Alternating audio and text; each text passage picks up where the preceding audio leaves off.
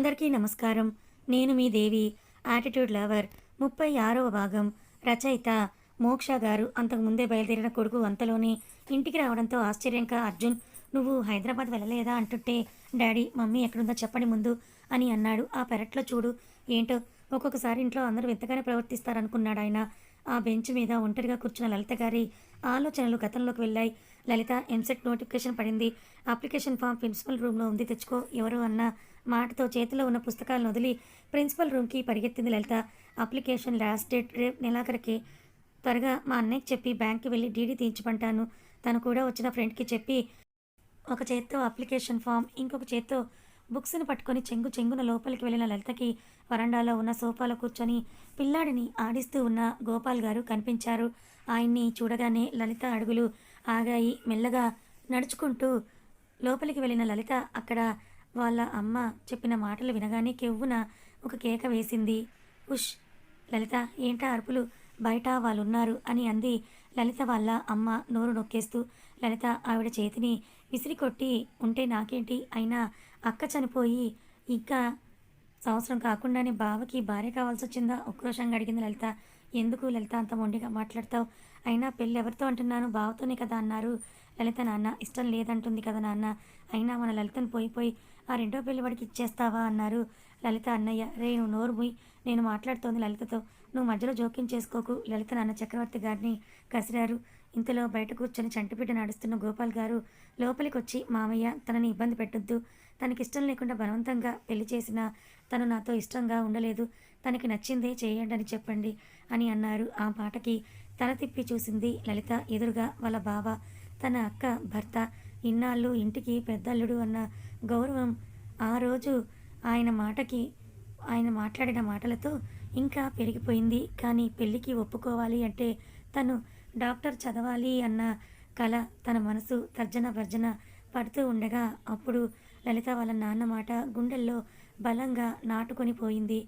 బావకి భార్య కావాలి అనుకుంటే 100 మంది అమ్మాయిలు దొరుకుతారు, కానీ ఆ పిల్లాడికి తల్లివైతే నువ్వే కాగలవు కదా లలిత, ఒక్కసారి ఆలోచించమ్మా అని అన్నారు ఆయన.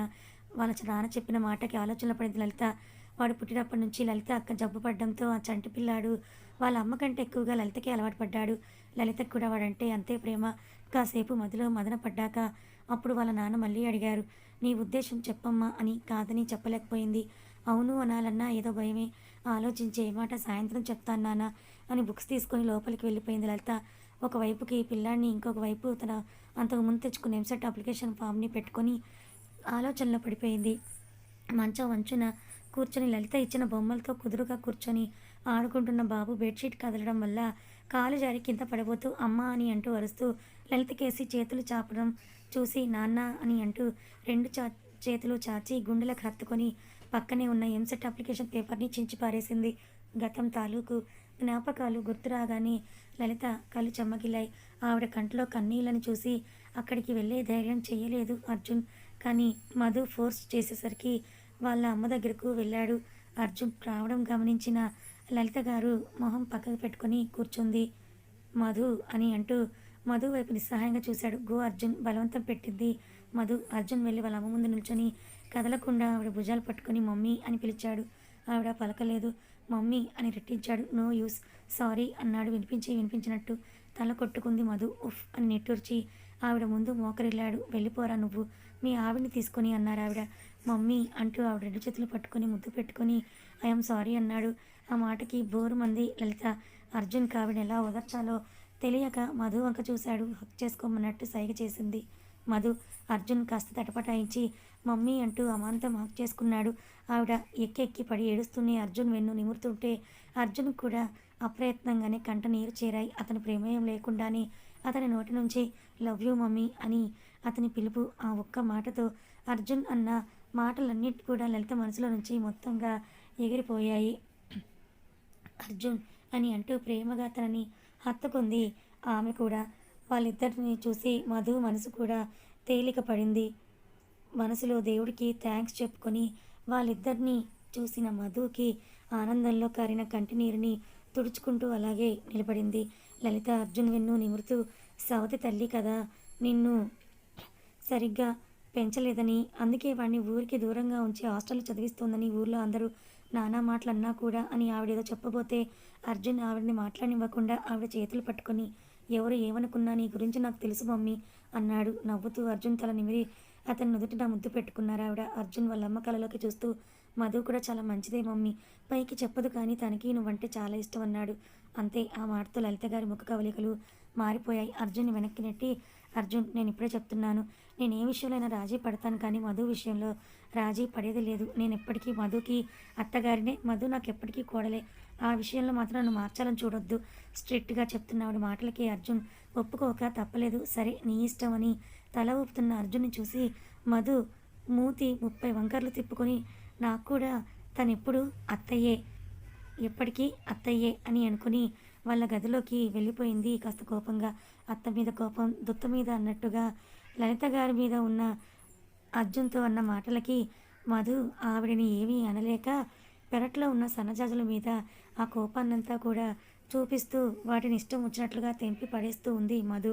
అప్పుడే అక్కడికి వచ్చిన రాహుల్ ఉక్రోషంగా పువ్వులు తెంపుతూ ఉన్న మధుని చూసి, అమ్మా వదినమ్మ, అవి పూలమ్మా, వాటి దగ్గర కొంచెం సుకుమారంగా ఉండాలన్నాడు. అసలే పిచ్చలో ఉన్న మధు రాహుల్ ఇచ్చిన అడ్వైస్కి ఇంకా చిర్రెక్కిపోతూ, నాకు తెలుసులే నువ్వు వెళ్ళు అని విసుక్కొని పువ్వులు కోస్తుంటే మధు మాటలు విని బయటకొచ్చిన లలిత తడి చెమ్మలు తచ్చాడుతున్న మధుని చూసి, ఏ పిల్ల జ్వరంతో ఉన్నదానివి నీళ్ళల్లో ఆడుకుంటావే, లోపలికి వెళ్ళని కసిరారు. అర్జున్ ఇచ్చిన ఆ చనువుతో మధు ఆవిడ మాటలు పట్టనట్టుగా పువ్వులు కోసుకుంటూ, నాకు జ్వరం ఎప్పుడో తగ్గిపోయిందంది. పొగరు, ఎవరి మాట వినదు అని నోట్లో కొనుక్కొని లోపలికి వెళ్ళిపోతున్న లలిత మాటలు పక్కనే ఉన్న అర్జున్ చెవిన పడ్డాయి.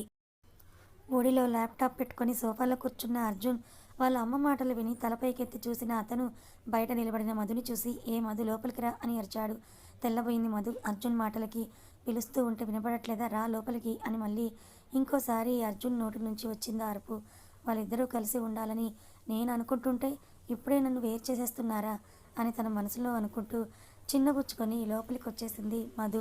తన తరపున మాట్లాడిన కొడుకును కేసి గర్వంగా చూశారు లలిత. అర్జున్ మారిపోయారు, మొత్తం మారిపోయారు. ఆయన కోసం నేను అందరితో గొడవపడన్ని వదులుకొని వచ్చేస్తే ఆయనేమో ఇప్పుడు వాళ్ళ అమ్మ మాట వింటున్నారు. అందరినీ వదులుకొని వచ్చేస్తాను కదా, నాకు ఇలాగే జరగాలి అని నసుకుతూ కళ్ళు మూసిన మధుకి కళ్ళ ముందు తన అన్నయ్యలు వదినలు కనిపించారు. పొద్దున్న కాస్త ఓపిక చేసుకొని ఎల్లుంటే ఈ పాటికి వాళ్ళ దగ్గర ఉండేదాన్నేమో. నాకు వాళ్ళు బాగా గుర్తొస్తున్నారని కాసేపు కిటికీ చువ్వలను పట్టుకొని గుంజుకొని, ఏదేమైనా రేపు నేను హైదరాబాద్ వెళ్ళిపోతాను అనుకుంటూ ఉండగా ఇంతలో వెనక నుంచి ఎవరో తన కళ్ళు మూశారు. మధు తన కళ్ళకు అడ్డుగా ఉన్న చేతుల్ని తీసి, అత్తయ్య ముందు మీరు హీరోయిజం చూపించేశారు కదా, ఇప్పుడు ఇంకెందుకు నన్ను ఐస్ చేయడానికి వచ్చారా? మీ అమ్మ దగ్గర మీ గారాలు తీరిపోయాయి కదా, పొద్దున్న నన్ను మా ఇంటికి తీసుకుని వెళ్ళిపోండి అని అంది మధు. కళ్ళు తెరిచి వెనక్కి తిరిగి చూడు మధు, నీ ఇల్లే నీ ముందుకొస్తుంది అన్న గొంతుకు వినగానే ఆరాటంగా వెనక్కి తిరిగింది మధు. ఎదురుగా ఉన్న తన ఇద్దరు అన్నయ్యలు వదినలు వాళ్ళు నచ్చిన ఆనందంలో ముందు ఉన్న శశిని, రోజీని కూడా వదిలేసి వెనకే ఉన్న రిషిని, చైతుని ఒకేసారి హక్ చేసుకుంది మధు. అన్నయ్య ఐ మిస్ యూ అని అంటూ ఉన్న మధుని చూసి చిన్నబుచ్చుకున్న శశి మొహం పక్కకి పెట్టేసుకుంది. మేము అడిగితేనే మీ అన్నయ్య ఇక్కడికి తీసుకొని వచ్చారు, అది తెలుసా నీకు అంది. అయితే మిమ్మల్ని కూడా మీ మిస్ యూ అని అంటూ ఇద్దరి చేతులు పట్టుకుంది మధు. అప్పటి వరకు శశి చేతిలో ఆడుకుంటున్న బాబు కూడా మధుని దీక్షగా చూడగానే తనకి గుర్తుపట్టి వచ్చిరాని మాటలతో దా దా అని అంటూ రెండు చేతులు చాచాడు. వాడిని చూడగానే అన్నయ్యలను కూడా మర్చిపోయిన మధు వాడిని తన చేతిలోకి తీసుకొని కన్నా అని అంటూ తన గుండెలకు హత్తుకుంది. జర్నీ చేస్తున్నంతసేపు నాన్న అలర్ట్ చేసిన బాబు మధుని చూడగానే అన్నీ మర్చిపోయి తన గుండెల్లో ఒదిగిపోయాడు. మధు చేతిలో ఉన్న బాబు వేలు తిప్పుతూ రమ్ము అని అంటూ రోజీ బొమ్మ కేసు చూపించారు. వీడు ఒకడున్నాడు కదా అని మధు రోజీ బెల్లి మీద చెయ్యి వేసి హాయ్ బంగారం అంది. అది చూసి అందరూ నవ్వుకున్నారు. రిషి మధు చెంప నిమురుతూ ఇప్పుడు ఎలా ఉంది నీకు అని అన్నాడు. నాకు ఇవన్నీ మామూలే కదా, ఇప్పుడు బాగానే ఉన్నాలే నేను. మధు భుజాలు ఎగరేసి కళ్ళు టపటపలాడించింది. చైతు, రిషి ఒకరిని ఒకరు చూసి నవ్వుకొని అర్జున్తో మాట్లాడాలని బయటికి వెళ్ళిపోయారు. వాళ్ళలా వెళ్ళగానే రోజీ మధుని చూసి నవ్వి తనని చిన్నగా తన వైపుకు లాక్కొని, నీకు అర్జున్కి ఏదైనా గొడవ జరిగిందా మధు అని మెల్లిగా అడిగింతాను. అవును మధు, నాది అదే అనుమానం. మీ అత్తయ్య గారు నేను బాగా చూసుకోవటం లేదా అని అంది. శశి కూడా చచ అలాంటిదేమీ లేదు, ఏదో అర్జున్తో సరదాగా, అయినా నన్ను ఒకరు పట్టించుకునేదేంటి, నాకు నేనే బ్రతకగలను కదా అంది మధు. అంతే కదా, నువ్వెక్కడ ఎంత కష్టపడుతున్నావునని చాలా భయపడ్డాను నేను అంది శశి. మనది రాయల్ బ్లడ్. ఒకరి చేత చేయించుకోవడమే కానీ చేసే అలవాటు అస్సలు లేదు. గర్వంగా తన డ్రెస్ ఎగరేసింది. ఇంతలో ఏదో గుర్తొచ్చినట్టుగా వదిన ఇప్పుడే వస్తానే అని చకచకా మెట్లు దిగి రిషి వాళ్ళతో మాట్లాడుతున్న అర్జున్ దగ్గరికి వెళ్ళింది మధు. మధు రాగానే మాట్లాడేవాడు ఆగి మధుని చూసి కళ్ళెగరేశాడు అర్జున్. అన్నయ్య వదిన వాళ్ళు వచ్చారు కదా, వాళ్ళ పొలాలు, శివాలయం, అమ్మవారి గుడి ఇవన్నీ చూపించనా అంది. నీకు ఫీవర్గా ఉంది కదా మధు అన్నాడు అర్జున్. అది పొద్దుట అర్జున్, ఇప్పుడు బాగానే ఉంది కదా, ప్లీజ్ వెళ్తాం అని అంది. సరే అన్నాడు అర్జున్. దాంతో మధు ఎగిరి గంతేసినంత పనిచేసి రిషిని చేతిని చూసి వెళ్దామా అని అడిగింది. వాళ్ళిద్దరూ కూడా తల ఊపడంతో వదినల్ని కూడా పిలుచుకొని వచ్చి వాళ్ళతో కలిసి పొలానికి బయలుదేరింది మధు. పొలం గట్టు నడవడం చేతకాక ఒకరి చెయ్యి ఒకరు పట్టుకొని మెల్లిగా నడుస్తూ ఉంటే కబుర్లు చెప్పుకుంటూ వెళ్తున్నారు. బాగా ఎండగా ఉంది కదా మధు, అసలే నీకు ఫీవర్గా ఉంది, నువ్వు ఇంట్లోనే ఉండాల్సిందంది రోజీ. ఏమీ కాదొదినా, నాది ఐరన్ బాడీ. మధు మొండిగా అడుగులు వేస్తూ శౌర్య కూడా రావాల్సింది బాగుండేదంది మధు. శౌర్య తన దేవి అనుగ్రహం పొందడానికి బిజీగా ఉన్నాళ్లే అంది శశి. వాళ్ళిద్దరికి ఏమైంది అంది మధు. మొన్న ఆర్తి వాళ్ళ నాన్నతో ఏదో గొడవంట అంటున్న శశి ముందున రిషిని చూసి నోటికి జిప్ వేసి ఇప్పుడేమీ మాట్లాడొద్దని మధుకి సైగ చేసింది. దాంతో మధు కూడా గప్చుప్ అయిపోయింది. మధు చెప్పిన లిస్ట్కి ఇంకొక 2 యాడ్ చేసిన తర్వాత ఎప్పుడో సాయంత్రానికి ఇంటికి చేరారు అందరూ. భోజనాలు అయ్యాక తన వదిలిని పెరట్లోకి తీసుకుని వెళ్ళి అక్కడ మొక్కల్ని వాళ్ళకి చూపిస్తూ ఉంటే కాసేపటి మిగతా వాళ్ళంతా కూడా వచ్చి ఆ మొక్కల మధ్యలోనే సెటిల్ అయిపోయారు. చేతు ఒడిలో తల పెట్టుకొని పడుకున్న మధు ఆకాశంలో నక్షత్రాలని లెక్క పెడుతూ మనం కూడా సిటీ ఎండ్లో ఇలాంటి ఫామ్ హౌస్ ఒకటి కట్టుకుందాం అన్నయ్య, అచ్చు ఇలాగే ముందు ఇల్లు వెనకాల గార్డెన్లో పూల మొక్కలు అవి వేద్దామంది. మల్లెపువ్వులు మాత్రం మస్ట్ అండ్ షుడ్ అంది శశి. ఎంట్రన్స్లో కృష్ణుడు బొమ్మ ఆవు దూడతో కలిసి ఉన్నదైతే ఇంకా బాగుంటుంది అన్నాడు చేతు. ఆవు దూడ బొమ్మ పెట్టే కంటే కూడా నిజమైన ఒక ఆవును పెంచుకుంటే శంకరుడు కార్తికేయుడు అని మమ్మీ వారానికి 4 సార్లు దేవుడు అభిషేకం కోసం పాలు పట్టుకువెళ్తుంది కదా, అదేదో మందే అయితే బాగుంటుంది కదా, నిన్నే మావి చెప్పారు. దేవుడి అభిషేకానికి కపిల ఆవు పాలైతే మరీ మంచిదట, అదే పెంచుకుందామని మధు. కృష్ణుడు బొమ్మ చుట్టూ ఒక వాటర్ ఫౌంటైన్ అంది శశి. ఇలా ఎవరి ఐడియాల్లో వాళ్ళు ఉంటే రిషి మాత్రం తన వాళ్ళందరినీ కన్నాపకుండా చూస్తూ వాళ్ళ మాటలు ఎంజాయ్ చేస్తున్నారు. ఇంతలో అప్పటికే 6వసారి ఆవలించిన అర్జున్ టైం చూసేసరికి 11. రోజు టంచనగా 10 గంటలకే బెడ్రూమ్ డోర్ క్లోజ్ చేసే అర్జున్ ఆ టైం చూడగానే గుండెల్లో గంట కొట్టినట్టయి కంగారుగా లేచి నిద్రకు ఉపక్రమించేసరికి అతని వెనకే మిగతా వాళ్ళు కూడా వచ్చేశారు. పడుకునే ముందు వాష్రూమ్కి వెళ్ళొచ్చిన మధుని చూసి ట్యాబ్లెట్ వేసుకున్నావా అని అడిగాడు అర్జున్. అయ్యో, 4 ఖర్చుకున్న మధుని చూసి మధ్యాహ్నం వేసుకున్నాం అన్నాడు. మధు తలదించుకొని ఊహు అని తల అడ్డంగా ఊపింది. అర్జున్ అమాంతం బెడ్ దిగి మధును చెయ్యి అద్దాడు. దోషపనంలో కాలిపోతోంది. మధు ఒళ్ళు థర్మోమీటర్ పెట్టి చూశాడు. 101. అందులో రీడింగ్ మధుకి చూపించి వాళ్ళు రాగానే అన్నీ కూడా మర్చిపోతావా మధు అని అంటూ మొట్టికాయ వేశాడు. ఒకటి వేసి టాబ్లెట్స్ తీసి తనకి ఇచ్చాడు అర్జున్. వాళ్ళు రేపే బయలుదేరుతున్న విషయం చెప్పడానికి వచ్చిన రిషి మధు విషయంలో అర్జున్ తీసుకుంటున్న కేరింగ్ చూసి తనలో తను నవ్వుకుంటూ వెనక్కి వెళ్ళిపోయాడు రిషి. కొన్ని రోజులకి అర్జున్ మధు హైదరాబాద్ మూవ్ అయిన తర్వాత ఒక్క మగ్గులో పాలు, మరో మగ్గులో బ్రూ, కాస్త చక్కెర వెయ్యి, మిక్స్ చేస్తే సూపరు. కిచెన్లో ఉన్న మధు కాఫీని 2 సార్లు 2 కప్పుల్లోకి తిరగబోస్తూ పాడుతున్న మధుని హాల్లో కూర్చున్న అర్జున్ తననే కన్నార్పకుండా చూస్తూ ఉండిపోయాడు. కాసేపటికి 2 కాఫీ కప్పులతో అతని ముందుకు వాలిన మధు చేతిలో 2 కప్పులు తీసుకొని పక్కన పెట్టి మధుని దగ్గరికి తీసుకొని పక్కన కూర్చోబెట్టుకున్నాడు. ఇది tea time Arjun, night time కాదు అంటూ అర్జున్కి దూరంగా జరగబోతున్న మధుని అర్జున్ తన దగ్గరికి లాక్కుంటూ ఇంట్లో ఇద్దరమే ఉన్నప్పుడు టీ టైం అయితే ఏంటి, నైట్ టైం అయితే ఏంటి మధు అని ఆమెకు దగ్గరగా వస్తూ తన పెదాలు అందుకోబోతూ ఉండగా టంగ్ మని కాలింగ్ బెల్ మోగింది. ఆ కాలింగ్ బెల్ చప్పుడుకి పిచ్చి ఇరిటేషన్ వచ్చింది అర్జున్కి. ఆ కోపంలో వచ్చింది ఎవరా అని వెళ్ళబోతున్న మధుని చేయి పట్టుకొని ఆపాడు అర్జున్. ఎందుకు వచ్చారో కనుక్కొని పంపించేస్తాను అర్జున్. సున్నితంగా అతన్ని వదిలించుకొని వెళ్ళి డోర్ ఓపెన్ చేసింది మధు. వచ్చిన వాళ్ళని ఏదో ఒకటి చెప్పి మేనేజ్ చేసేసి పంపించేస్తుందిలే అని ఆశపడ్డ అర్జున్కి అది కాక మధు అర్జున్ ఎవరో వచ్చారు చూడండి అని అంటూ వచ్చిన వాళ్ళని వెంట పెట్టుకొని వచ్చిన మధుని చూసి పిచ్చి పీక్స్కి వెళ్ళే టైంకి ఆ వచ్చిన వాళ్ళని తేరిపార చూసిన అర్జున్కి ఆ కోపం అంతా ఒకేసారి మాయమైపోయింది. అక్షిత, గణేష్, మీరా అని నవ్వుతూ పలకరించి ప్లీజ్ బీ సీటెడ్ అని కుర్చీ చూపించాడు అర్జున్. మీ హాలిడే డిస్టర్బ్ చేశామా అర్జున్ అని నొచ్చుకుంటున్న అక్షితను చూసి అర్జున్ లేదన్నట్టుగా తల ఊపి కాఫీ తీసుకొని రమ్మని మధుకు సైగ చేశాడు. మధు కాఫీ తీసుకొచ్చిన తర్వాత నలుగురు కూర్చొని కాసేపు ఆ కబుర్లు ఈ కబుర్లు మాట్లాడుకున్న తర్వాత మధ్యలో ఏదో గుర్తొచ్చినట్టు అక్షిత ఏంటి అర్జున్ పెళ్ళికి ముందు మా మధుకి తనకి తానుగా వచ్చి మీకు ప్రపోజ్ చేస్తే అప్పుడు రిజెక్ట్ చేసిన మనిషి ఇప్పుడు పెళ్ళయ్యాక తనని క్షణం కూడా వదిలి ఉండట్లేదే అని అంది. అక్షిత మాటలకి మధు గుండెల్లో బాంబు పడ్డట్టయింది.